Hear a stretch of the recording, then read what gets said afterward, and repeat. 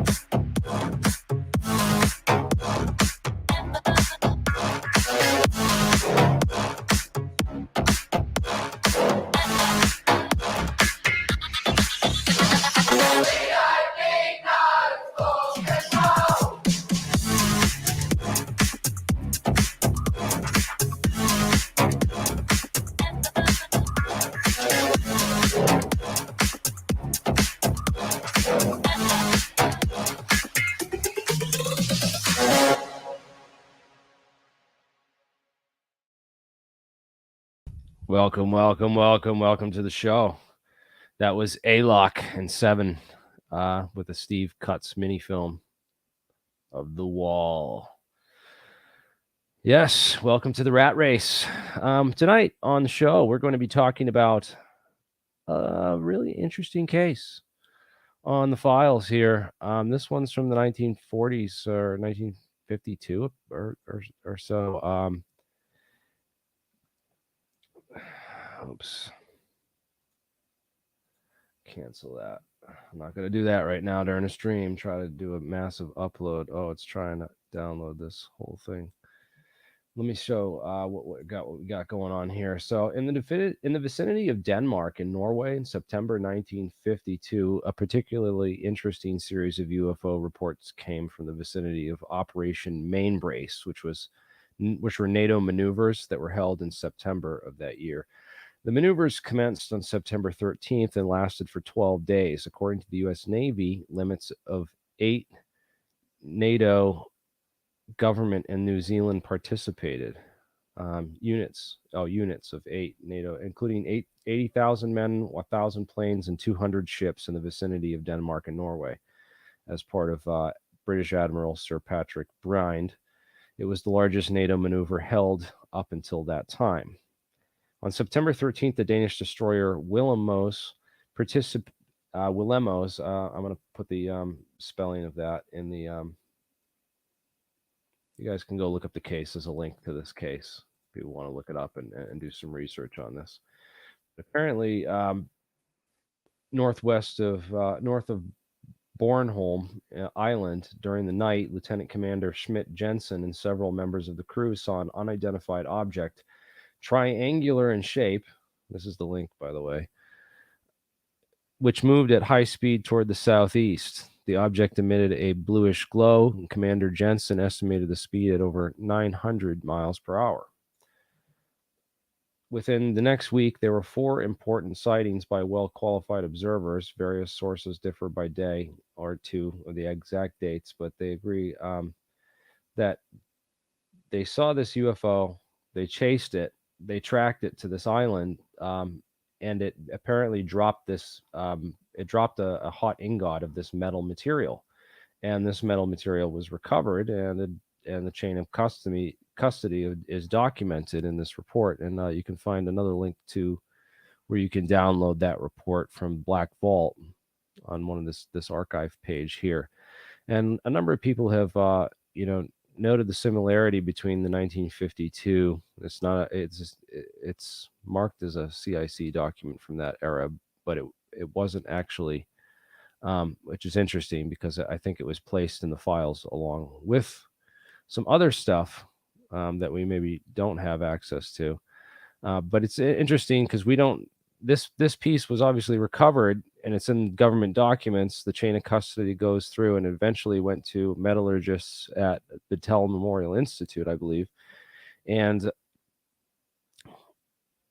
no one knows where this object is today, but there's similar objects. Like this guy Bob White has a very similar object that's been recovered, and is maybe available to some of our scientific team for testing. So wanted to get into some of that because there's some of the people on our team are doing some very interesting research into transmutation of elements and so-called cold fusion experiments and ways to get basically energy out of mass. You're converting, it's not free energy, but you're converting mass into energy by transmutating the metal. And the process of that would leave these types of very fine cavities in the metal as it burned it up and used it for fuel. So it would be interesting if UFOs were using some type of nuclear process like this to generate fuel. Imagine that. It might give us some insights in if this is a real thing that really happens. It might give us some insights potentially into how UFOs might be producing energy. And if you followed my cold fusion stuff, you can follow a lot of the people that I go to for my information on cold fusion. Coldfusionnow.org is a great site. It will link you to a lot of the scientists who have been keeping this mystery alive for past 30 years. Because it turns out that's, while MIT and Caltech said that it's been debunked and they've ridiculed it, I believe that was done in haste and in the interest of political reasons and whatnot, which we won't get into. But the science is there. If you get above the 90% concentration of deuterium in a palladium metal, you will see the effect. And there's ample evidence for this, including the U.S. Navy. Spawar Labs did some experiments into cold fusion, and it's just been thrown under the radar because scientists don't want to deal with it because they don't really understand it or don't really have a theory for it. And but that's kind of changing. Peter Hagelstein's got some good models, and there's some interesting ideas about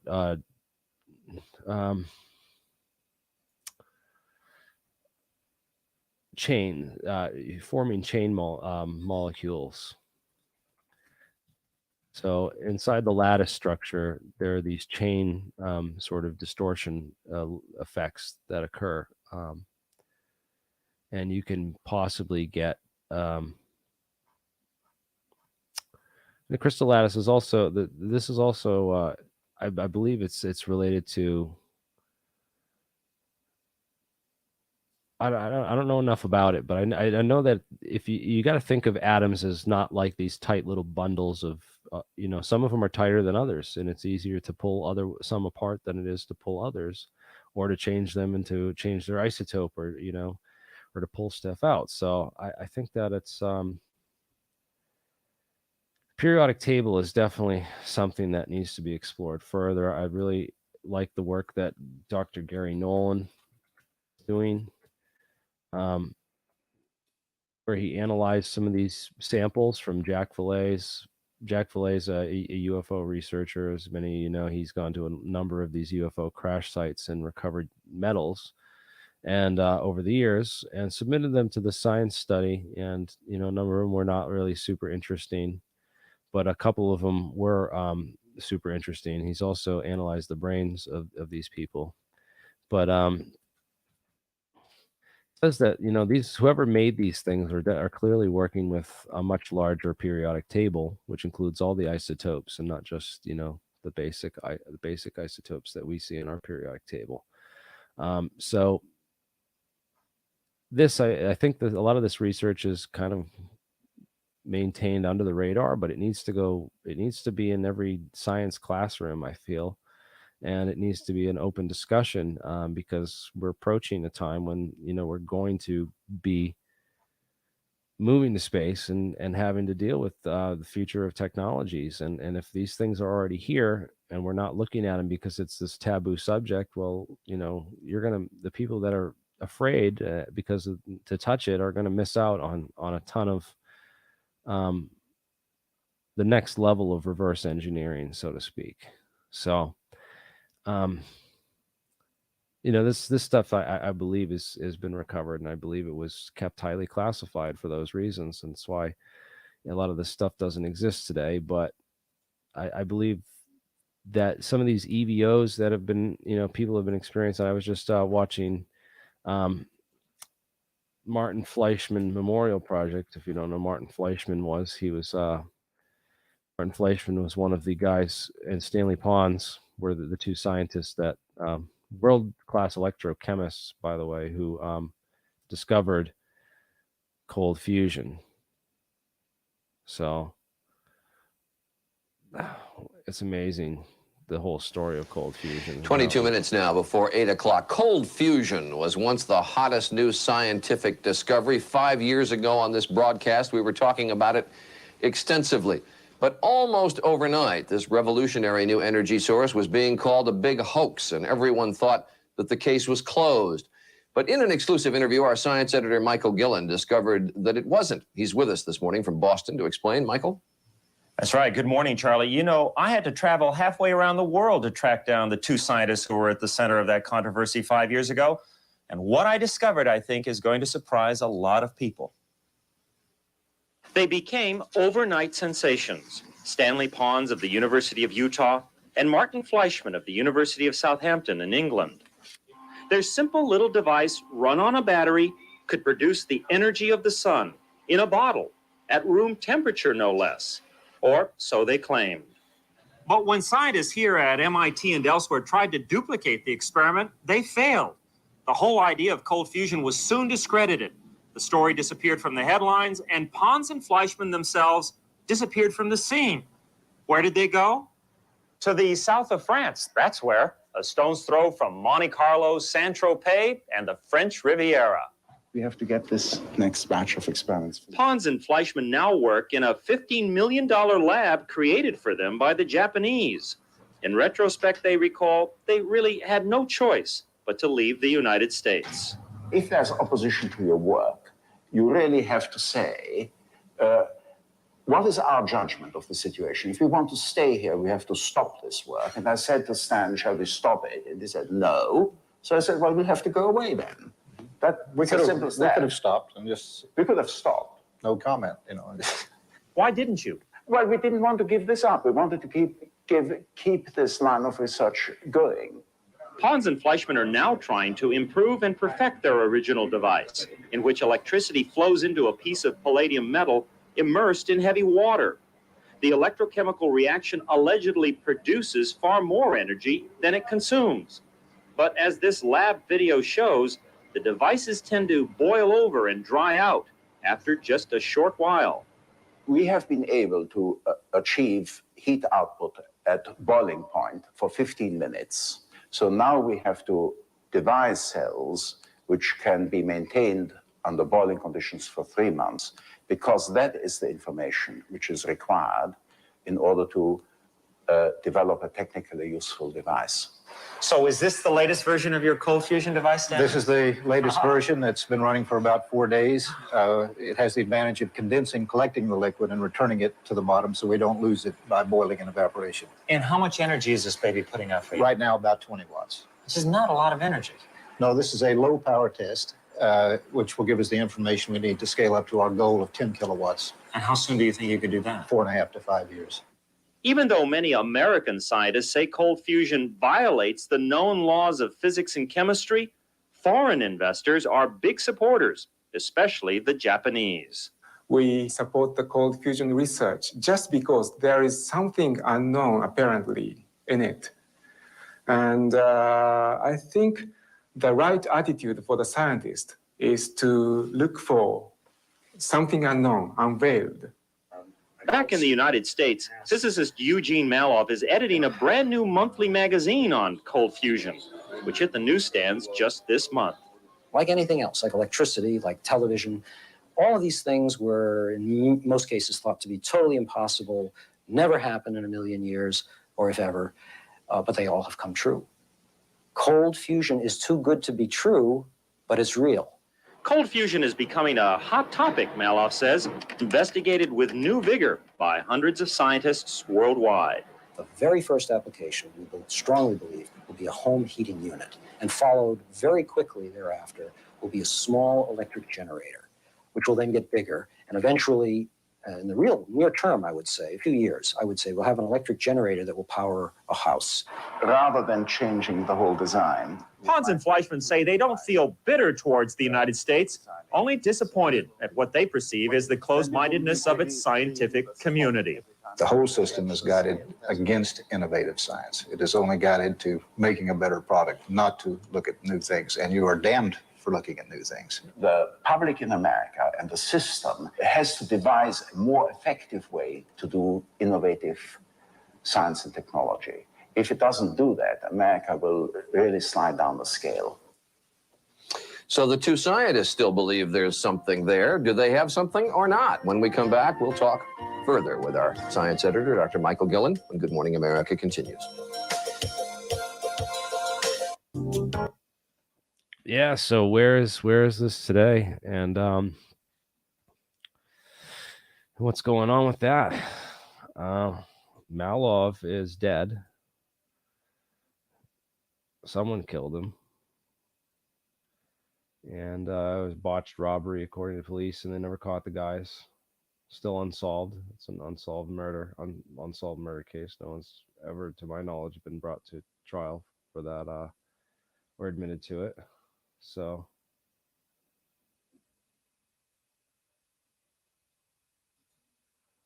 is that true? Let's look that up. I want to confirm that. Esoteric. Is that true? Where's Valdez oil spill date? Let's look this up. March 24th, 1989. And when was cold fusion announced? Hans Fleischman.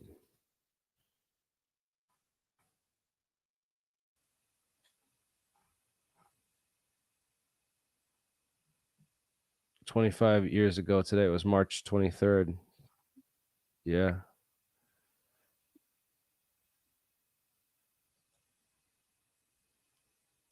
$1989. It was the day after. Well, there's a conspiracy theory for you. Holy crap.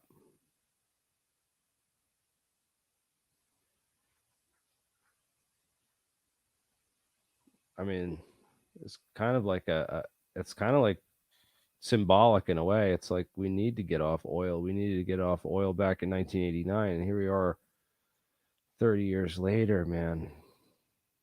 Gas almost went to $6 a gallon.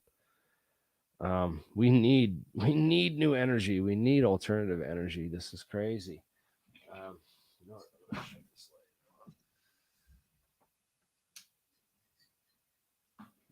We needed alternative energy a long time ago, and all the money we could have poured into this research that we didn't. The Japanese were funding this for years. I don't know where they got with where Pons and Fleischman really ended up, but there's been a number of people talking about where it is and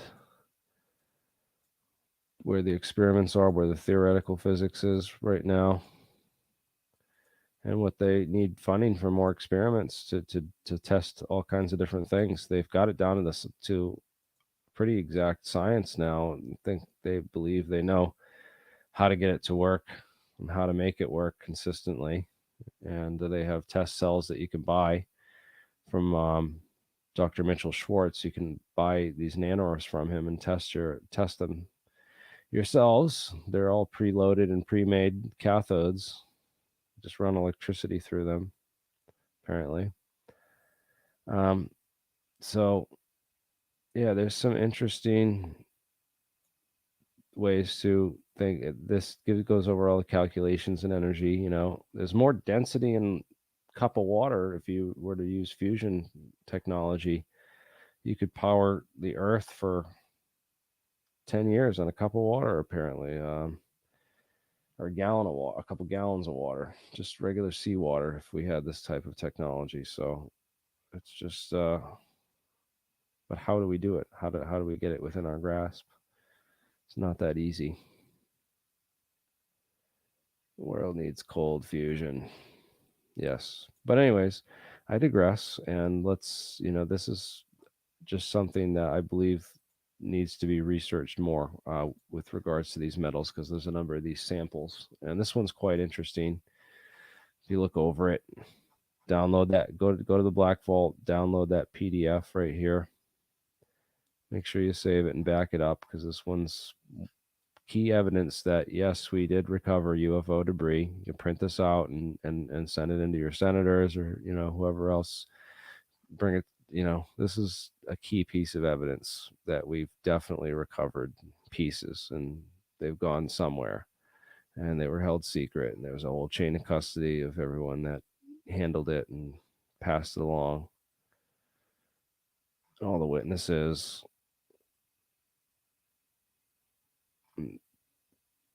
number of people on these naval ships who chased this UFO.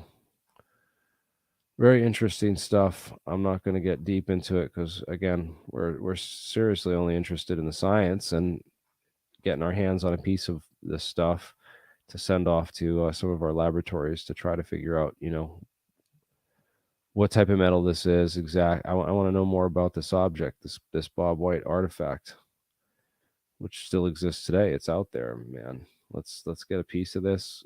I want to get some knowledge on it and figure out exactly how it works. And it kind of looks like these lightning and sand, right? Not lightning hits sand, turns to glass, right?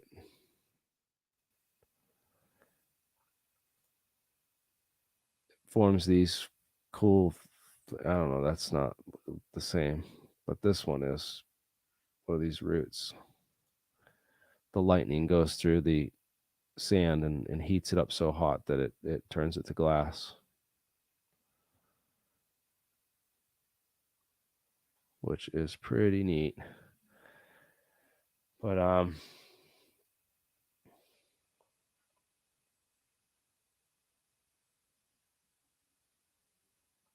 yeah, cheap energy, man. They don't want people knowing about cheap energy. Yeah, thorium's another one. That's a good fusion energy source. One of the most tangible, but yeah, interesting stuff. There's been a number of these cases, but this is not what it is. It's not anything. I mean, that kind of looks like it, some of these pieces, but it's not. I don't know. Those are pretty unique artifacts. Those things are, and I think they should be studied further. That's all I'm going to say on that. And then we're going to move along to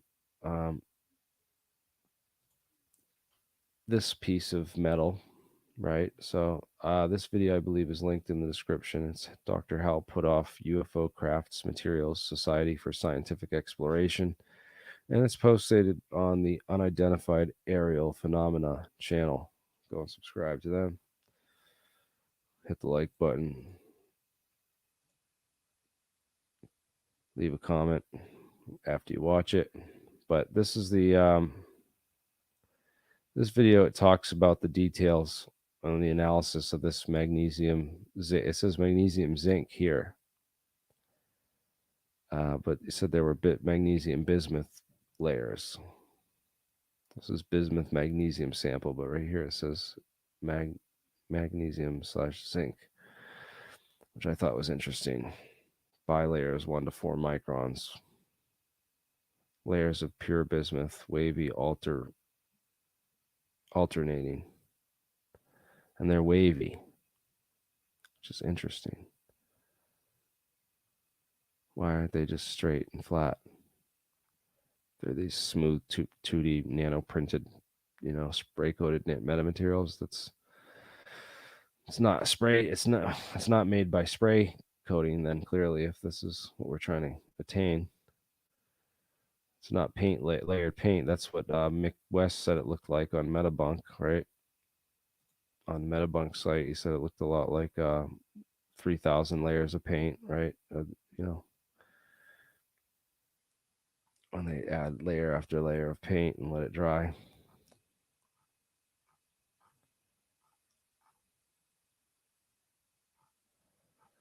It looks like other things with machining processes and stuff. That's other similar things, but that's not really getting into the physics or the science and learning any new physics or science. Which brings us to this Chichen Itza pyramid. I wanted to talk about this for a minute and show the video on this because I thought it was pretty interesting. Let's bring this up. Well,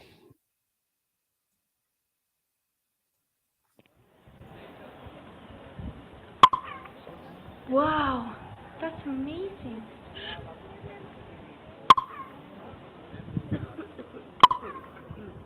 Clap your hands.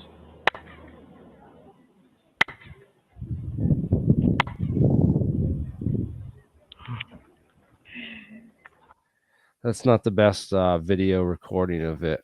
I got to find a better one. But the Chichen Itza pyramid, apparently it makes this bird call, and they say that the ancient Mayans designed it that way.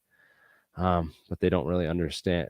One video I saw, Joe Rogan had posted and said that they didn't understand how it worked, and that acoustics experts went in there and they couldn't figure out how it works. And don't ask me how it works because nobody knows. But it only works when you stand like directly in front of the pyramid, which I thought was interesting. So if you stand on this side over here, it doesn't work, obviously, right? Because what happens is the waves will bounce off and go this way from that clap. So when you stand right here in front of the staircase, or right here, and you do that clap, the waves are able to bounce off the pyramid, and you'll notice there's all these steps, these step walls. And in acoustics, what this forms is a waveguide, and each one of these wave fronts is going to be a point where this is going to bounce off of, right? So if you can think about it, it works like it's the physics term for it is called a distributed Bragg reflector. If you really want to get technical on it and look it up, or a Bragg mirror. Also, dielectric mirrors kind of work the same way when you do alternating layers of magnesium bismuth, for example. Two types of metals which form which have different refractive indexes. They'll form this type of waveguide for the certain frequencies that will travel inside those metals.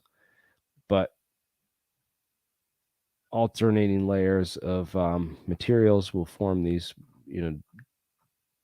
dielectric mirrors, and they have some unique properties when you stack when you do these stacks and stuff, and it's related to what's going on with the sound waves that bounce off the Chichen Itza pyramid. And I thought this was interesting because it could potentially relate to UFO propulsion and what's going on inside these materials, which kind of look like they're exhibiting some of these same effects. So I wanted to talk about this real quick and trace out all these waveguides. So if we have this first one bounces off this wall, right? So this way, can I do this? We'll go out in front and we'll emit the clap from here. This person right here is going to do the clap. And the first thing it's going to bounce off of is this, this wall and bounce back. And then it's going to bounce off of that wall and bounce back a little bit delayed, right? But the same length because it travels the same distance. If you think about it, well, it's not, it travels a little bit further. So it changes in time. It arrives at a different time, that impulse. We'll make this is the original impulse and this is the reflected impulse. So maybe I should make the original one. Sorry, the original one right here, yellow, okay? So this is the original clap, and then normally if the clap were to bounce off a canyon wall and make an echo, it would just come back as a single waveform. But because each one of these reflecting fronts or walls form a different wavefront, what it does is it comes back as a sound that looks like a bunch of different wavefronts. It's instead of a single impulse clap returning, it's a bunch of little chirps along the line, and those chirps make it sound like that brrr. If you were to take the waveform of this sound that it's making in those videos and do the fast Fourier analysis on that, you'd find that it breaks it down into these really fast impulse. It takes a single impulse and breaks it down into these fast impulses in the reflected wave pattern. There's a lot to be said about diffraction. Like what are these materials on the hulls of these craft made of and what are they doing to the wave space of photonics to affect gravity? Because obviously, these things employ some type of technology which is able to beat gravity. And we've gotten some sort of insights into how that might work from a U.S. Navy patent inventor and some of the scientists that we've talked to and read papers on and talked about on this channel for the last 3 or 4 years, digging into this stuff. But Sal Pays talks about in this basically the idea of this Schwinger limit. And so the Schwinger limit, if people want to look it up, I have this, you can check this out. This is Physical Review, volume 75, number 3. And it's a paper from 1949 by Freeman J. Dyson, Schwinger, Tominaga, and Feynman.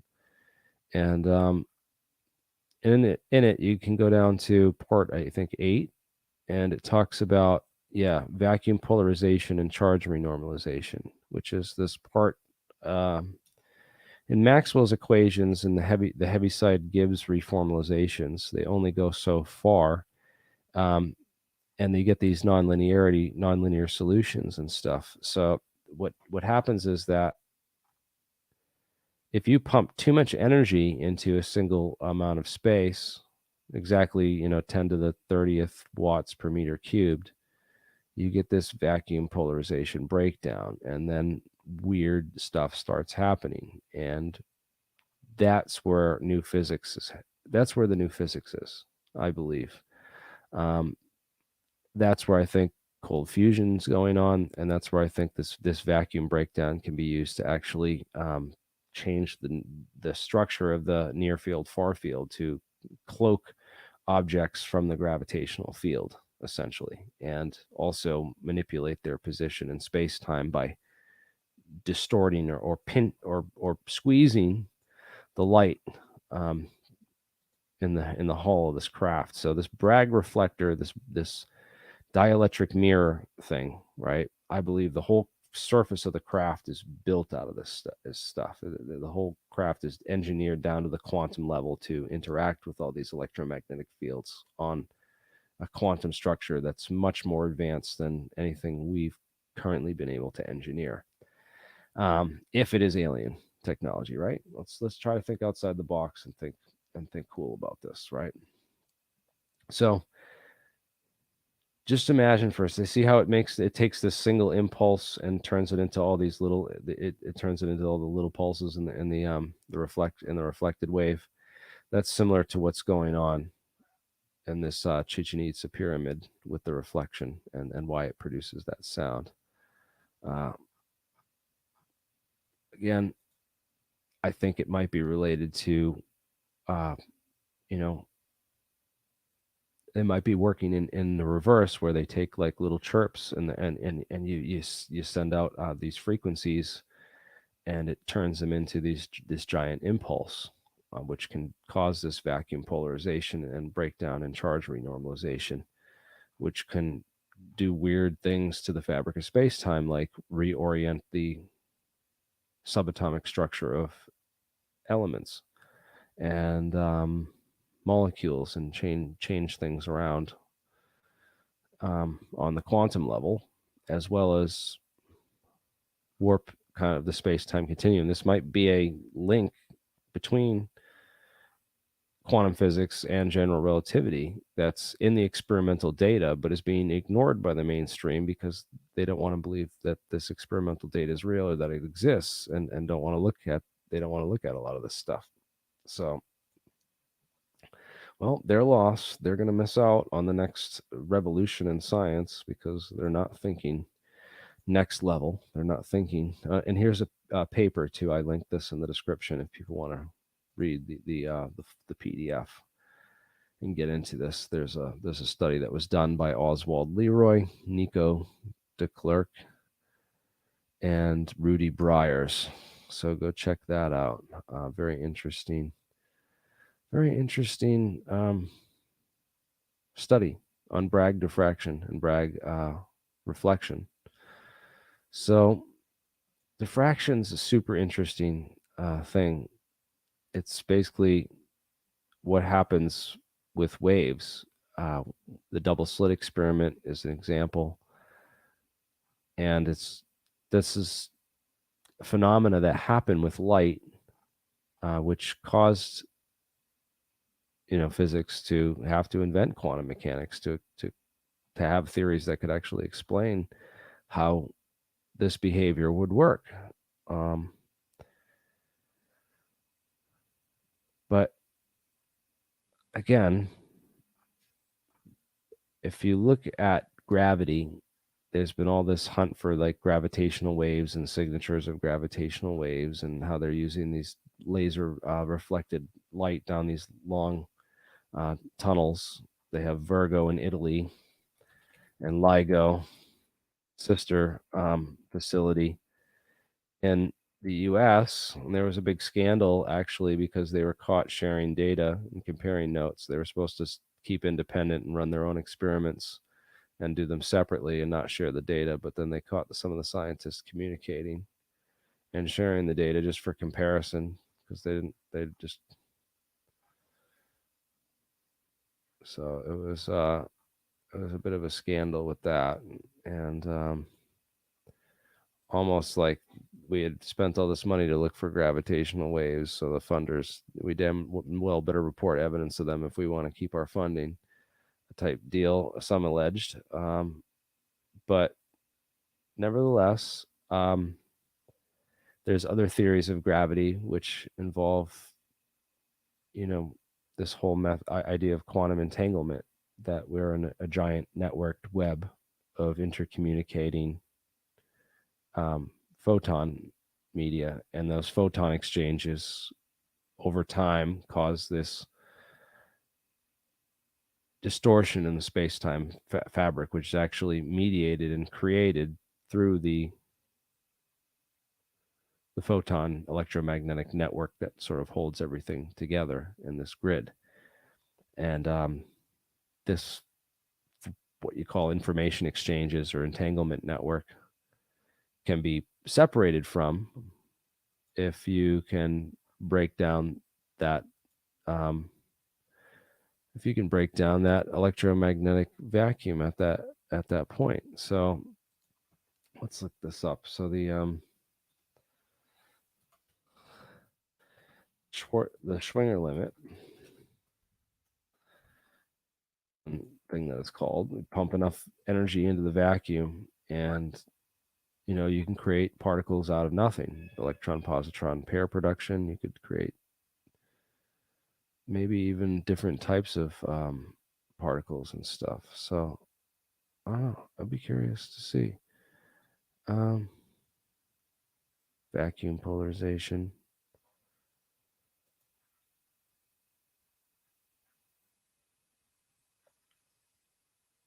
In quantum field theory, and specifically quantum electrodynamics, quantum vacuum polarization describes a process in which a background electromagnetic field produces virtual electron-positron pairs that change the distribution of charges and currents that generate the original electromagnetic field. It is sometimes referred to as the self-energy of the gauge boson photon.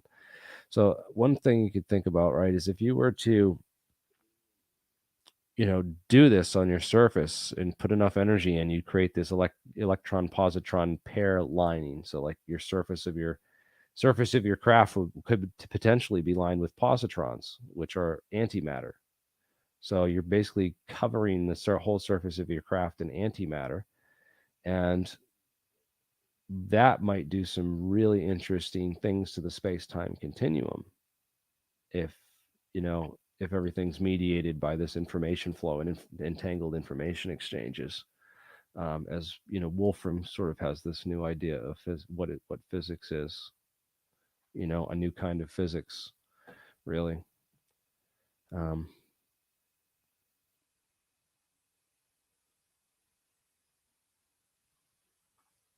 Yeah, so man, we got to figure out the materials.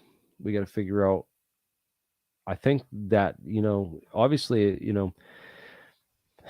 right, we look up the Victor Podolsky paper, right, that was mentioned in Terahertz metamaterials, right? Victor Podolsky, Terahertz metamaterials. And you probably won't be able to find it on the web anymore, so I got to look it up on the archive that we made. Let's see. Yeah, terahertz and left-handed metamaterials. Here's the paper that is referenced in Hal Puthoff's talk. And in the first diagram here, number 1, it shows metal, dielectric filling in the sandwich meat between the two layers of bread, metal bread, right? Another piece of metal, right?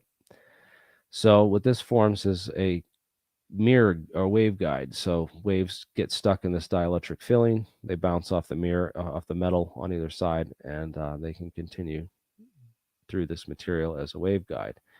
And these surfaces are built so that they're continuous interreflective surfaces.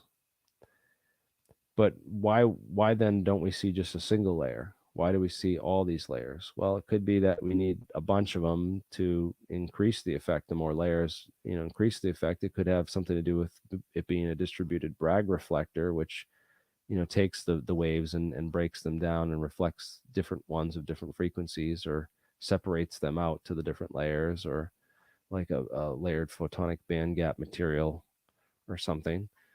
But then again, it could be that, that there are lots of layers, so that if the craft gets damaged, it still has backup layers to, but then again, there's this whole theory that was put out on Star Drive, right? Jack Sarfati put that whole theory out on, if you look up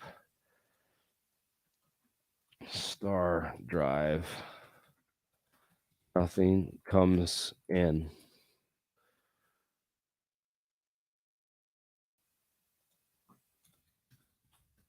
Back maybe.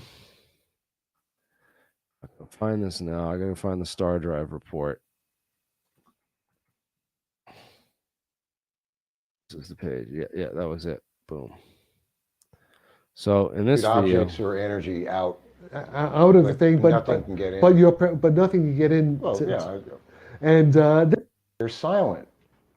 That are absolutely okay, silent. Particularly in large numbers like that, and at such close range. Well, it could be. Listen, the Russians have been working on my stuff since at least 2011, And maybe the Russians have made advances, Well, and maybe they've given to the Chinese. It's quite possible. Now, the important thing is, what I've come up with recently is the white hole force shield concept, in which basically using the metamaterial fuselage of this UAP, you can pump it in such a way as to create a barrier so that nothing can get through the barrier, but the mechanisms inside the ship can shoot out gunfire or missile fire, whatever you want to do. Missiles cannot get in, but we can shoot outside. right. It's a one-way membrane. Yeah, yeah. You can shoot objects or energy out out of the thing, but nothing can get in. but nothing can get in. Well, yeah. And I wish he asked him if lasers or photons could get in. this is I actually have the equations for that, and it's something that really has to be considered, and that would be that in itself would be a game changer. Yeah. Another thing is that using, in fact, this is something that Hal Putoff actually asked me about in a private email. Could you do levitation? Could you actually make like an Iron Man suit out of metamaterial with a battery pack in which it's anti-gravity, and so you have like flying infantry, you know, like the Valkyrie, and that's all possible. And you could have a tank that's totally. Well, yeah. I mean, the proof of concept is the actual metamaterial lifting or anti-gravity. I hate to use that term, but it is no, it's anti-gravity. It's repulsive. It's real anti-gravity. It's real anti-gravity. And we've solved the anti-gravity problem using small amounts of energy. That's the big message that I'm trying to communicate to people. All right. To switch topics, wait for that car to go by. An interesting and rather mysterious paper was recently anonymously published on the web titled UAP Theory Explanation of Unidentified Aerial Phenomena. And I'll have to say, from reading it, this has got to be one of the most thorough and competent forensic level analyses of UAP behavior that I've ever read. And I couldn't help notice that much of what the author observed and concluded sounds like it could have been written by you. Yeah, what he did, okay, this guy, his name is Thor, I forget his last name. He's a competent guy. I think he has a bachelor level in physics and he's a master in geology, but he's a very good observer. And he's done really good analysis of the imagery from these UAPs. Yeah. The analysis of the imagery was the best I've ever seen anywhere on the web. I agree. It was very good. And he came to the same conclusion, what I've been saying for a long time. It's gravitational lensing from a low energy warp drive, which is, I've been basically saying that since 2011, since I gave this talk at the DARPA NASA 100-year Starship Conference in Orlando, Florida. That was that would be relevant to the reverse Doppler shift stuff that Cornette was talking about, and you actually predicted. Yeah, I predicted everything that he's saying. He actually, though, doesn't explain how it can happen. He's just showing like Paul Hill did in the 1950s when he did a kind of Sherlock Holmes deductive analysis. I meant Bruce Cornett, not Bruce Cornell. Bruce Cornett came up with some very interesting data regarding. Okay, but now I'm talking about Paul Hill back in the early 50s, did a similar thing for the observations they had then, and came up. But Paul Hill did not have a theoretical physics understanding of what he was observing, and neither does this guy. He makes a correct inference that it's low energy warp drive, but he has no idea. Right. He doesn't. He's not a physicist. He has no clues about how this might be happening. How to accomplish it. Yeah. How to accomplish it, and we do.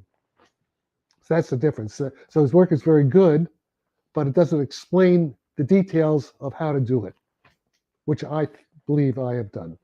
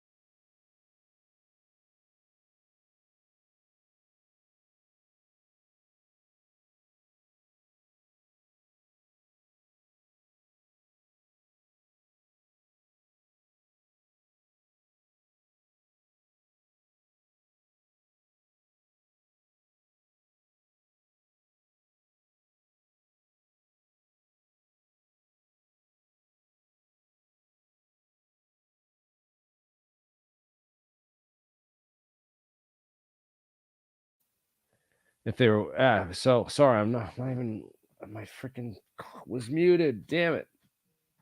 I was talking this whole time and I was muted. Yeah, so Aiden Schaefer's calling me. He realizes that my mic was muted. Yeah, no, my mic was muted. So what I was saying is crap. That was Dr. Jack Sarfati that was just on. Guys, Spectre said that this was we had to look up some of this stuff to see, but I wanted to see, he says it's something from a sand grinder or something. I want to see like if there's any analysis that's been done, and I was trying to look up if there was anything that's been done on UFO research, the metallurgy tests, and I can't find anything on metallurgy tests or any kind of like scientific examination that's been done of this Bob White artifact. Maybe someone knows Bob White, knows how to get a hold of him. Maybe someone has an artifact similar to this. Please get in touch with me. I put up the link here. You guys want to join? Want to hang out and talk about alien debris? You have any other artifacts you'd like to bring up that you want me to take a look at or analyze or suggest testing for? Let's do it. But yeah, this as far as I know, I don't know if there's anyone that's done a metallurgy or materials analysis on the Bob White artifact, compared it to this, sand grinder waste or another list of similar looking materials, and gotten any results back on that. So yeah, that would be cool to find out if anyone has information on that. But yeah, I think if this is real, then there's got to be other cases, man. These things like run out of fuel and they just crap out one of these used ingots, and maybe another one goes in, and maybe this is. And why is it wedge shaped, dude? It's just like the element 115, dude. Think about it. Think about it, guys. I'm just kidding. Anyways,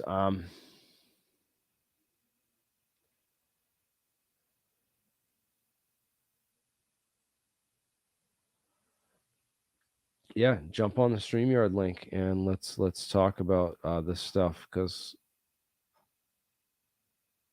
if this is really real and UFOs are crapping out metal and they have these pits in them, it look a lot like Bob Greenier's experiments on the Martin Fleischmann Memorial Project. He's continuing a lot of that research.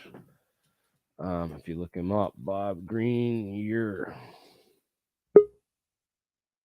Great to get him on sometime, again. But he was just live a little while ago. But he just went to bed, so he's asleep. Martin Fleischmann Memorial Project. That's the one you want to go to. Oh, Aiden's here and Brian Kelly. What up, guys? Brian, nice to have you. Finally. Good to be here finally. Can you hear me? Heck yeah, I can hear him. Good. Hey.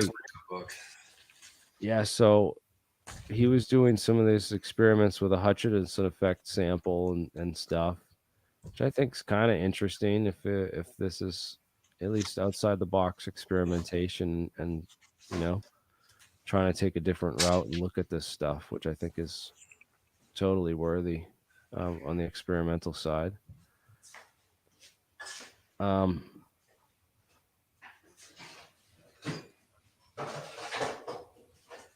A bit different and back off topic from the warp drive and metamaterials stuff, but again, this isn't probably the best video, but he's got a bunch of other videos on his channel of materials which he's done weird things to and have produced pitting in the material and gotten fusion and transmutation apparently. So and then yeah, really interesting. LENR in a can. soliton destruction and construction. Hey, can you hear me, Jeremy? Yes, Aiden, I can. And then talking about these solitons. So if you want to know what a soliton is, it's similar to what's created. Well, I wanted to back up a little bit because you talked about the mirror, right? The like the vacuum mirror. Back in January. Bragg mirror, the dielectric mirror. Yeah, I think so. Here, let me show you. I took took notes. I'll have to see which way is the camera going. So back in January, Garrett Modell talked about that stuff. And in his presentation, I wrote this down, which is, yeah, this is horrible. The layering, there, that side, of the metals and the materials that he was using. So this is all like shorthand. But you're right, like, you know, you're just showing this part. I'm sorry, I'm moving backwards, but he said you had to add in this other part and then the mirrors up here. So you briefly just showed that. There you can see the chemicals and stuff. And that was, yeah, Garrett Modell on the Unlab presentation. Yeah. That one, at that point, they didn't allow recording or whatnot, so it's not on YouTube. But if you look up Garrett Modell, you'll get more about the... I've heard the name before. That's yeah, the Casimir pump and that the vacuum energy pumping mechanism and the materials. So well, I think maybe what they're not, you know, maybe they don't know, or but these Bragg mirrors. No, he knew. He Garrett, he talked about it. He was doing a single mirror in his diagram, and that's the same thing I was mentioning that it is in Podolsky's paper that was cited by Hal Puthoff in that thing, right? So, so if you look at that, it's the same thing, but in reality, we have this material which is a layered dielectric mirror. It looks more like a dielectric mirror, which right. So you have, so that's where he started. You have an upper electrode, an insulator, and the base electrode, and he had like, so nickel was the base, aluminum oxide is the insulator, and then lead. So that's like secret sauce. This is the secret sauce. Yeah, and then there's a Casimir cavity, which is, I have PMMA, pulse modulation material, I don't know. I left out some of the secret sauce. Oh, right. And then the mirror, and the aluminum is just the mirror. I'm gonna have to remember my PMMA. I'm gonna have to meditate on it. But yeah, I think that would be like a hull material again. If this, and it was a very detailed discussion. It's not online. He wasn't allowing anything. Hull material, or maybe a whale semi-metal. I was hoping that it would be back on YouTube, but so Hall effect, right? No, hull, HULL, as in like the outside of the ship, right? Like, let me get a spaceship model.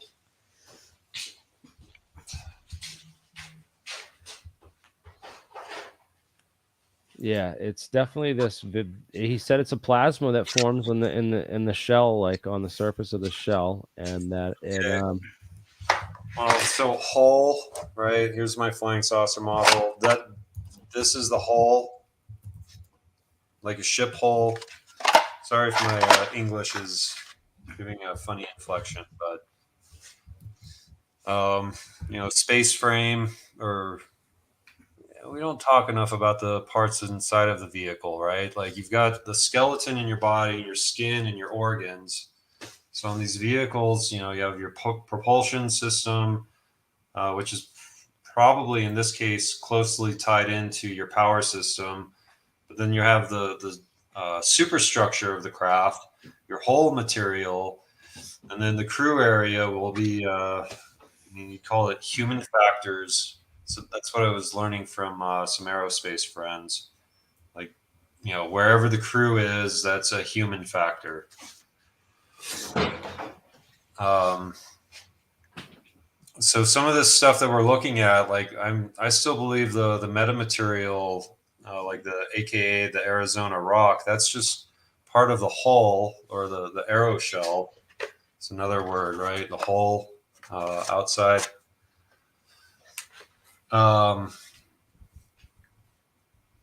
Yeah. So, and then what's it within the vehicle? That's still up in the air, or don't have much information on that.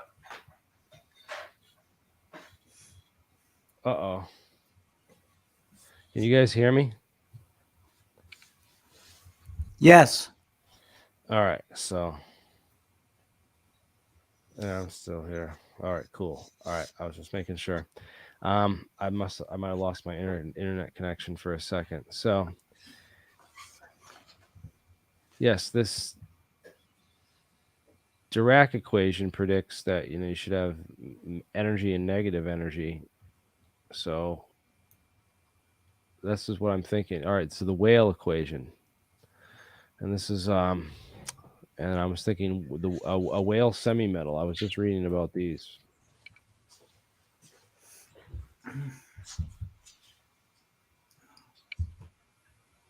So Weyl fermions are massless chiral fermions.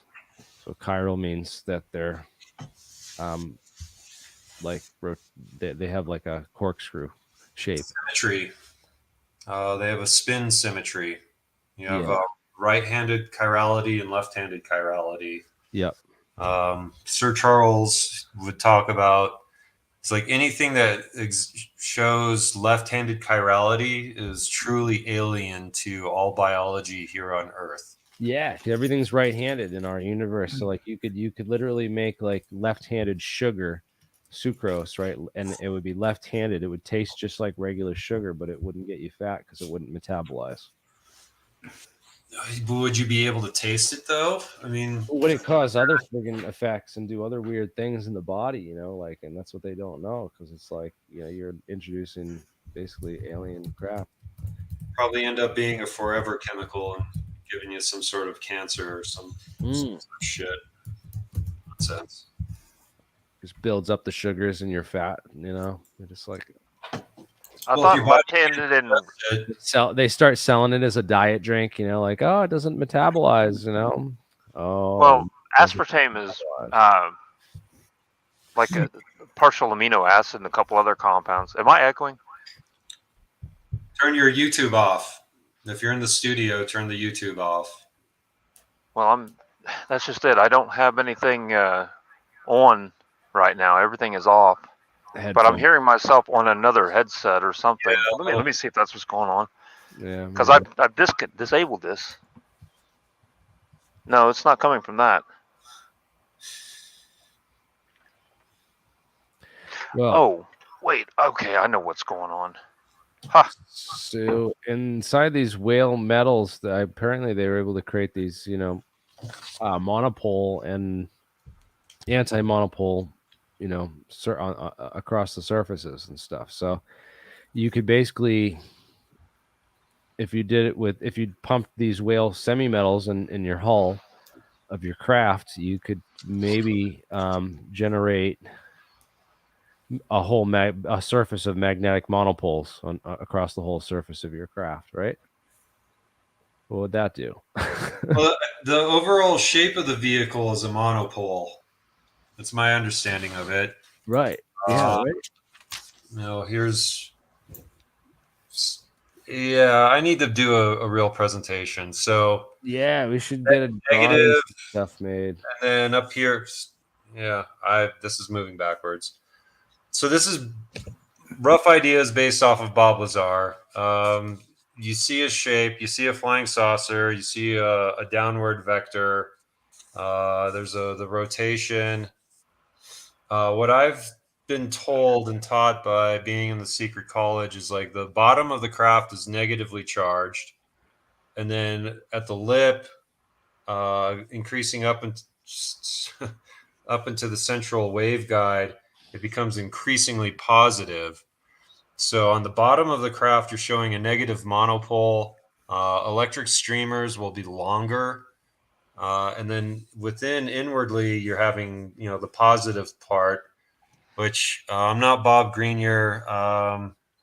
North Pole and South Pole on the monopole is like the North Pole is a white hole and the South Pole is a black hole, or vice versa. I mean, this is just like the bottom of the vehicle is a monopole. So there's John Lear's dad with Thomas Townsend Brown at Bonson Labs in 1958 or so, and working on some of the same stuff. Let me find that email. So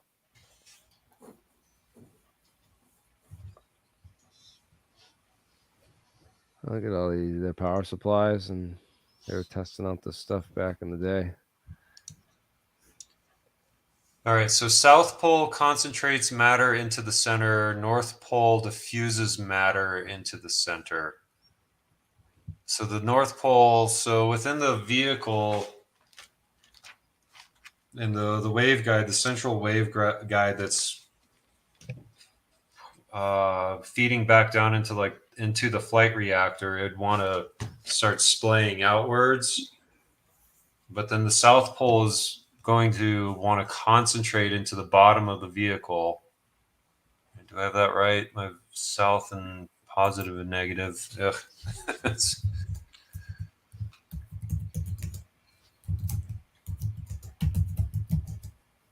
Electricity wants to go towards the North Pole.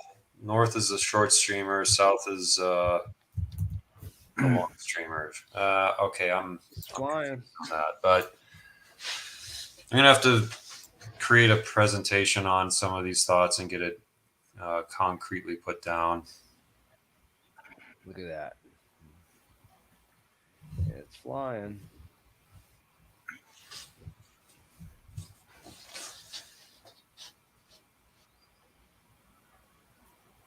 Florida.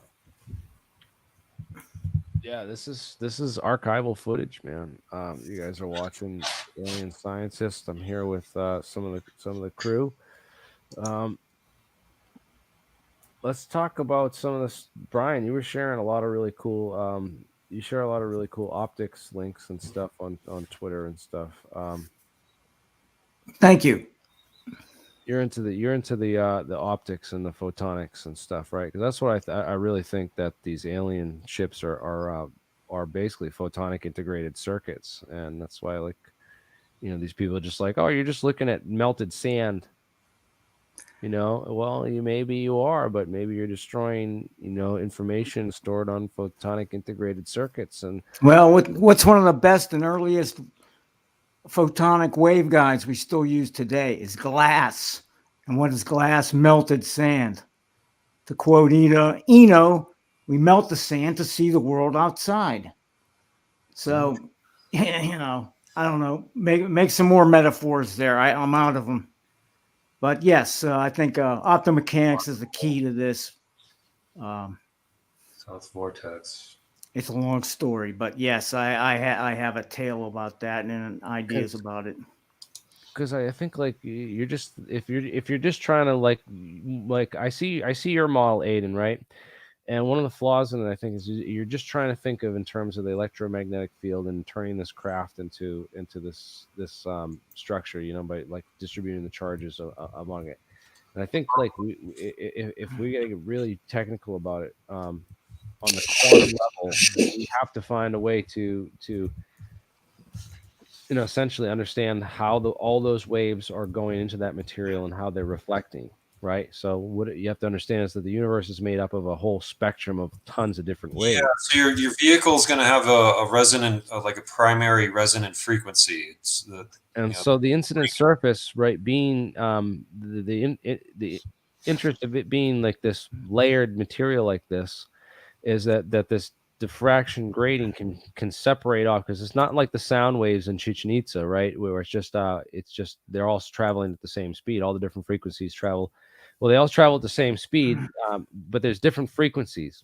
It's just a clap that's an impulse that's turning into being broke up by Bragg diffraction.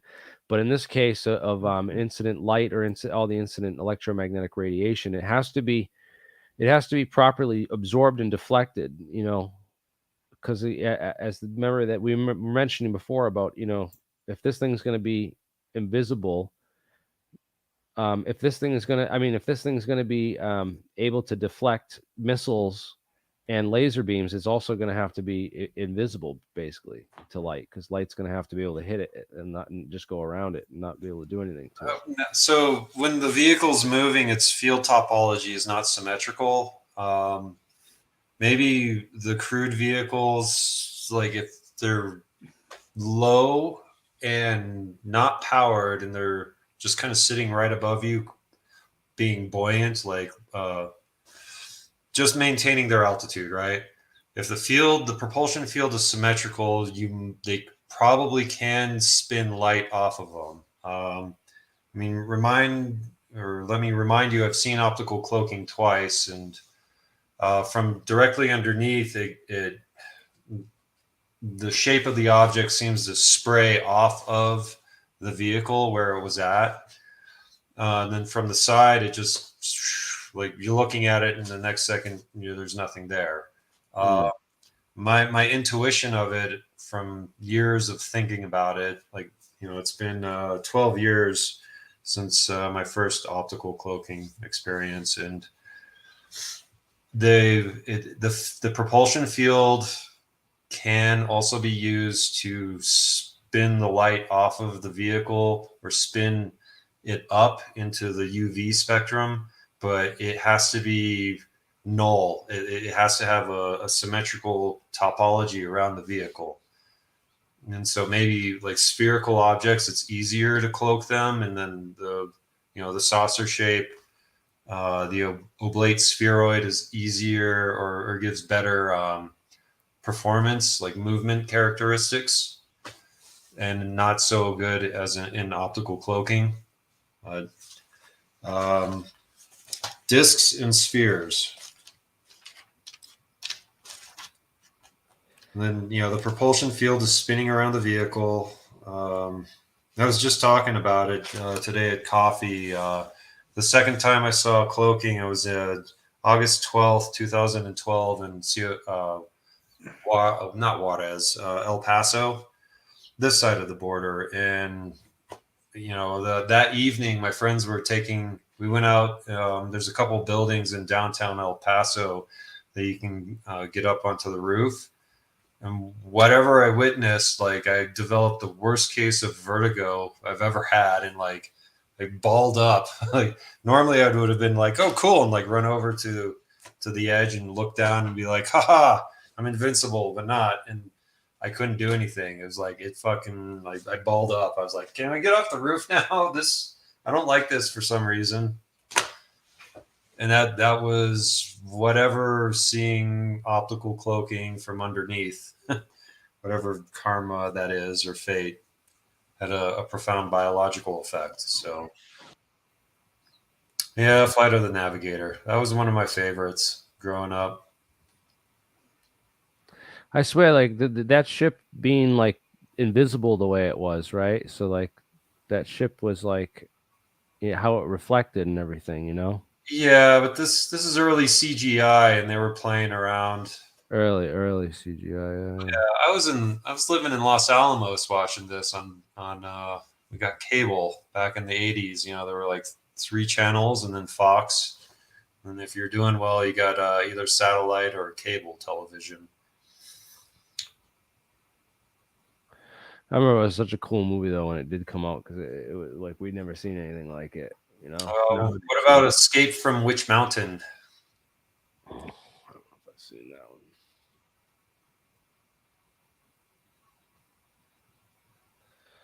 Escape to Witch Mountain? Yeah, there you go. Is this a new one? No, this is super old. Like, this is probably my first flying saucer movie, again in the 80s. It looks weird, but then turns out like grandpa, these kids have like psionics and stuff.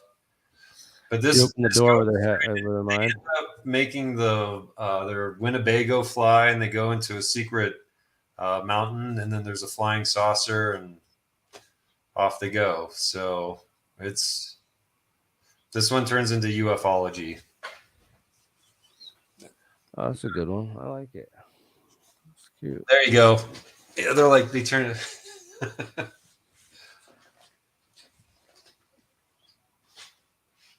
Wow. Fly the Jeep into the water. Oh, look, they flew. Look at they got the invisible guy with the gun. They got a No, they bear. have telekinesis, and then they levitate. They show you just a little bit, but There's turns out these UFOs involved. In human alien hybrids with superpowers, and that was a Disney movie from the 80s. Crazy, dude. Never heard of it. No, me either. It's like when they're like, we won't talk about that one.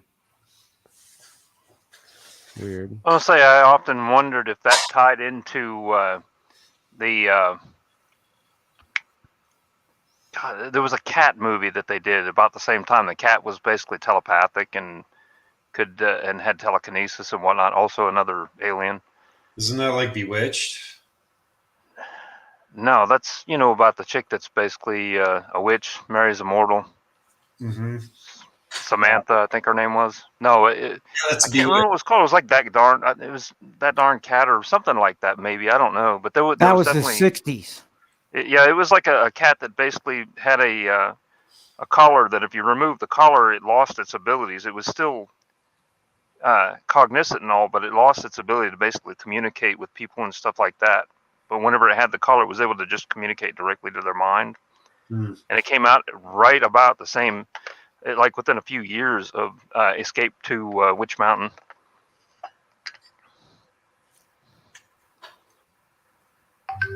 Oh, there's some kids think they found UFO material out in the middle of the desert. Let's check it out. Oh, they got some cool petroglyphs.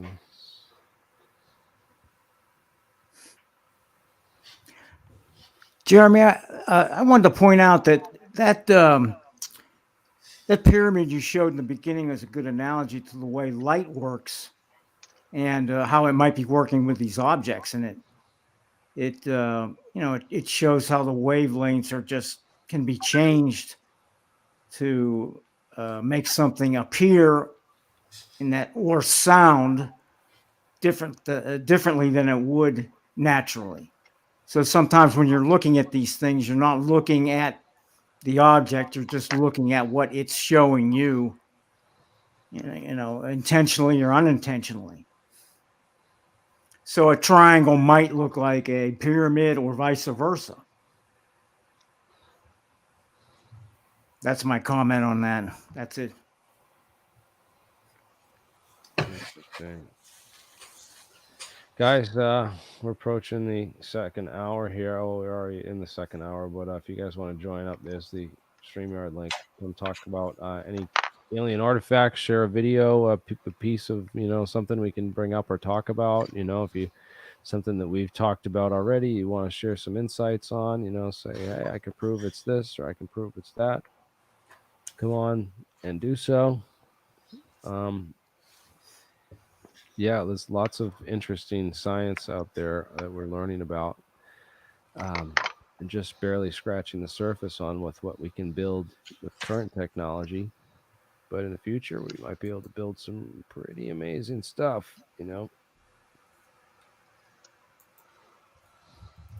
More stuff every day, if you're really into it.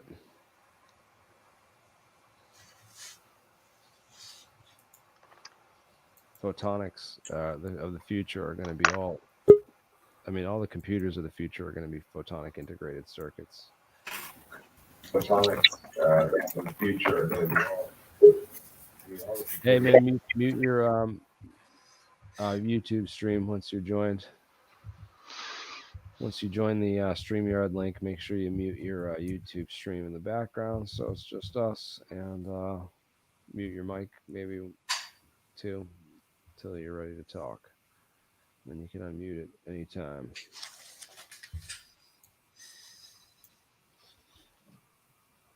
what's the next step, guys? We got to get. Well, they're pushing AI.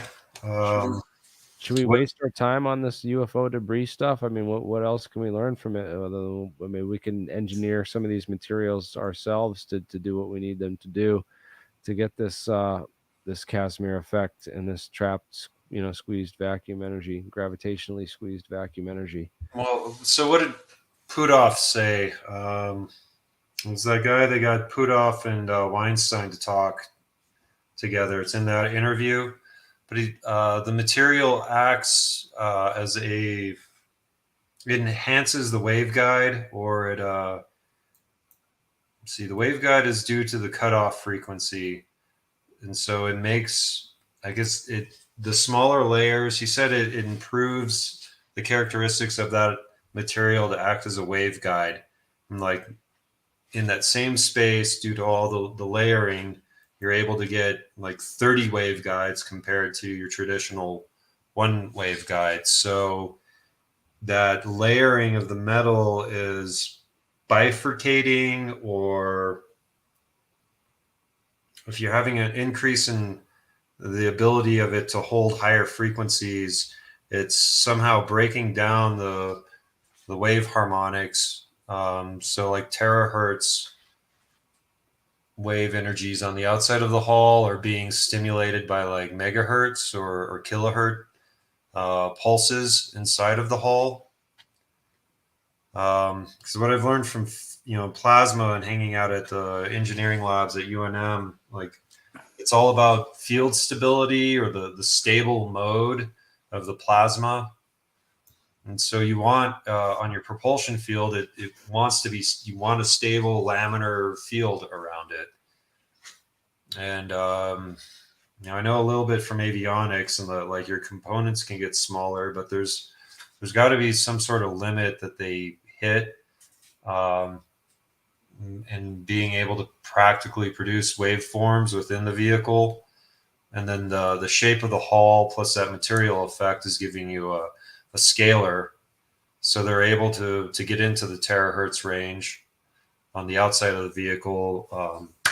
Sorry, I have mosquitoes around me. Terahertz range on the outside, which is allowing them to manipulate the visual range, or whatever the non-linearity in the electric field is. But within the vehicle, they're doing, kilohertz or megahertz, or maybe gigahertz, something it's easier to engineer. All right, I got another piece of UFO debris that we can talk about. Oh, that's bullshit. That's Hexcel. Excuse my French, but that's aerospace. Look at this, 288 likes. It was posted on April 1st. Ryan Bledsoe, I think he obviously posted it as a April Fool's joke, because everyone was like really quick to be like, hey, dude, this there you is go. Honeycomb, that's Hexcel. Honeycomb Hexcel. You can buy this stuff. I'll show you like where you can buy it, and then I posted this piece and got someone who said that it's from a Canadian site, a crash or something, and it's from a satellite or something. So I thought that was interesting. I'll have to look up that case and get the documentation on it, because that was not provided. But something worth looking up. And then this guy said it was bismuth, and it's like clearly not bismuth, because it's like super. It's got to be super light, Bismuth is really heavy. It's, it's the outer hull of like an F-15 from a crash site or something. That stuff goes around every now and again, and people pass it off as like UFO material, because to your average citizen, you're like, what? Huh? Expanded metal? The internet and guys like us that are like, no, it's this. Well, that stuff was developed first for the Valkyrie V60, that the really sweet. There's only 2 of them, but the Valkyrie hypersonic or supersonic bomber. That's where that material first came into existence, and that's what 60s, late 50s, early 60s engineering. And they just improved it, and now like your F-15, most of our fighter jets are made with that in certain areas. And yeah, cool. Well, I got to figure out who's making this 60 microns of bismuth to tuned to 5 terahertz. These 3 layer. Oh, the bismuth layer is 3 microns, and then the magnesium layer is 60 microns. Interesting, huh? 5 terahertz. What's going on at 5 terahertz?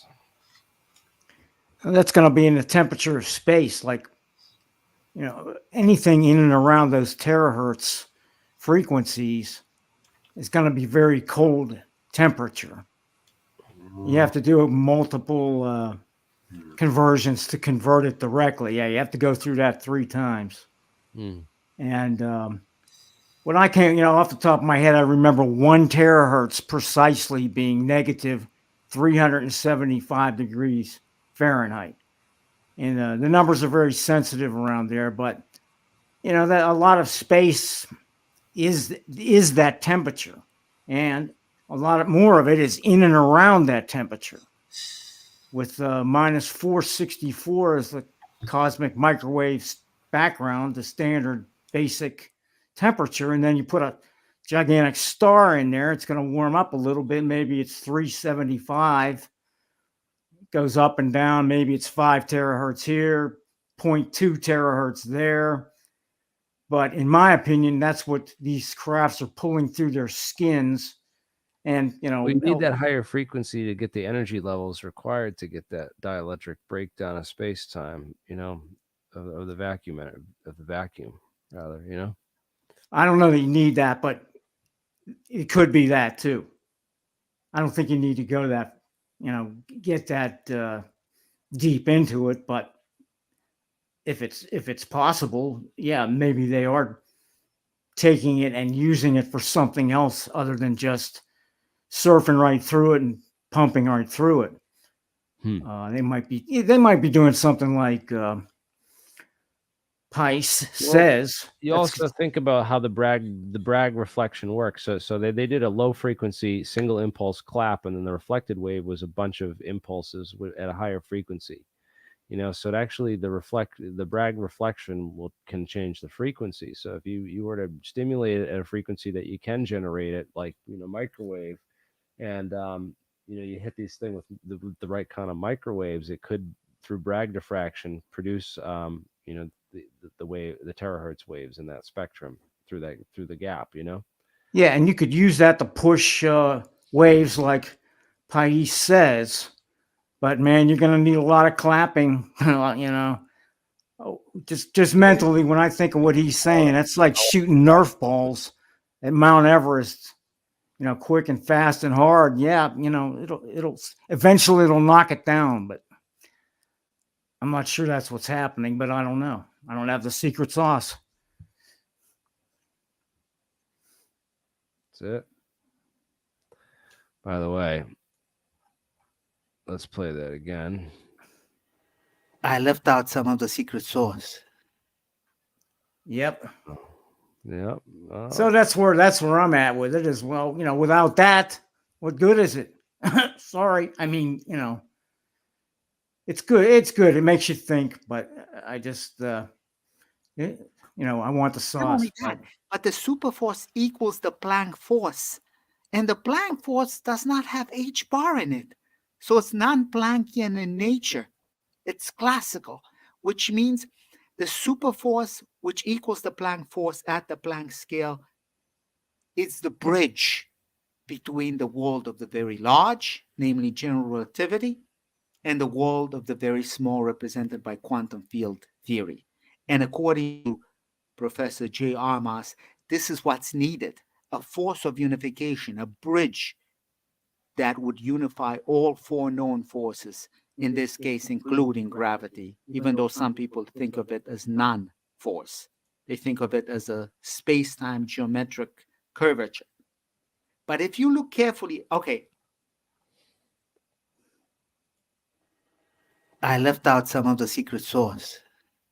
Oh boy, the secrets. Mayonnaise and ketchup at All American Burger. That's it. It's Thousand Island salad dressing, by the way, on the Big Mac. That's Captain Ahoy's fish and chips, I think. But in principle, it would work. It's just so much power he's talking about that I don't see how you're gonna break up tiny Planck lengths with gigantic pieces of plasma that are soft compared to a Planck length hardened vacuum. I don't see it. But again, I'm an engineer. I don't think the same way as other people. So as physicists, but I'm seeing I'm seeing Nerf balls being shot at Mount Everest. If you get enough of them, you shoot them fast enough, hard enough, long enough, you might chip off a little piece of it, and you keep going, and then you knock it over, and suddenly it starts sucking you through it.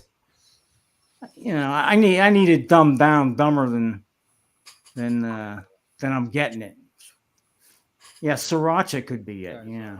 So I had some sriracha sauce, but I want something a little hotter, so I went for Tabasco. So yeah, that was sriracha hot chili sauce, but it's not hot enough, man. Tabasco's the good stuff. So yeah. Here's to Sal Pays. I'm gonna do a cheers. Secret sauce. Taking the secret sauce. Okay. Yeah, I gotta get full. I'll have to send you some Taos Hum. I have a really strong chili sauce that's named after the Taos Hum. Tabasco is pretty tame compared to some of the stuff he's. Yeah. Tabasco's. I like it just a little kick. It's good. So. All right. Well, that's some secret sauce for you guys. Thank you all for watching. Welcome to join the after party. Anything goes in the after party, including stuff we can't talk about live for fear of the shadow ban. We need some quantum Tabasco. You know what? Here's what I want to do is I want to get like a bunch of products that we can rebrand with just funny names, and we'll sell those on our food store. So I'm gonna work on that with the guys behind the scenes, and we'll come up with some good ideas. Let me know. There's the StreamYard link. Thank you all for watching. Thank you, those peppers. Oh, you got some sauce here. Oh yeah, you're from Sauce Central there, close to the border down there. Oh wait, no, that's not Aiden. No, that's Brian. No, that's the Taos Hum. They one guy cashed in on the whole Taos Hum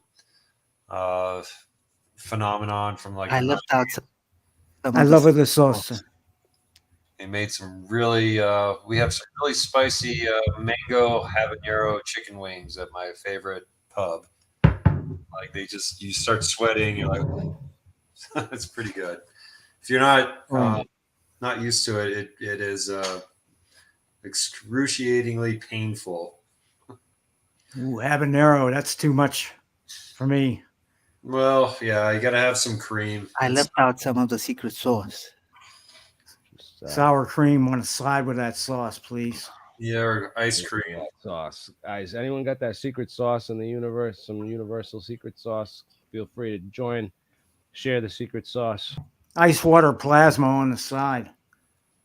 Bring your secret sauce. Come join the chat. And let's Oh, somebody saw my sauce, that Indian sauce. Yeah, that's great. That's good stuff, huh? Tamarind sauce. Bring next time we have the party, right, for APEC and the gathering and stuff. Okay. Make sure I know bring the sauce. A sauce at a sausage party. Right. Yeah. I know a taqueria. I know that makes their own sauce. They have like 3 different versions. Hot sauce. Still broadcasting, right, Jeremy? We're on YouTube. Yeah. I'm gonna peace out, guys. Later. Oh wait, we didn't do the guessing. We didn't do the guessing game. Before everyone goes, I want everyone to guess a number between 1 and 100, and I'm gonna roll it. So in the chat and here, 69. I claim 69. All right, so Aiden's got 69. What do you got, Brian? Let's do your clairvoyance. What's the number going to be? 47. 42. 47. 43. Hi. I'm going to guess 100 because I rolled 100 on the show the other day. Oh, really? Even though that's probably bad because on the opposite end, you're better off doing like All right, 99. let it go. 99. I'm doing 99 because then I'm closer to 98. And all right, 99. Well, Abraham Barker has got 98. 12, 11, 4. Come on, we got to get some in the 20 range. 30 range is unclaimed still, guys. 40. That's good. We got Brian Kelly with 47. Somebody's got must take 42. Let's go. 1. All right, I'm rolling it. You guys. 17. Oh, You know what? 17. He Damn. said 17, and it rolled 17 right when Torvik said it, dude. I rolled it right after you typed that, and then it rolled 17. Winner. That was clairvoyance and right on cue, man. That was some really cool stuff. Wow. That was far out, man. Entanglement happened right then. Good night. Great show. Thank you all. Thank you.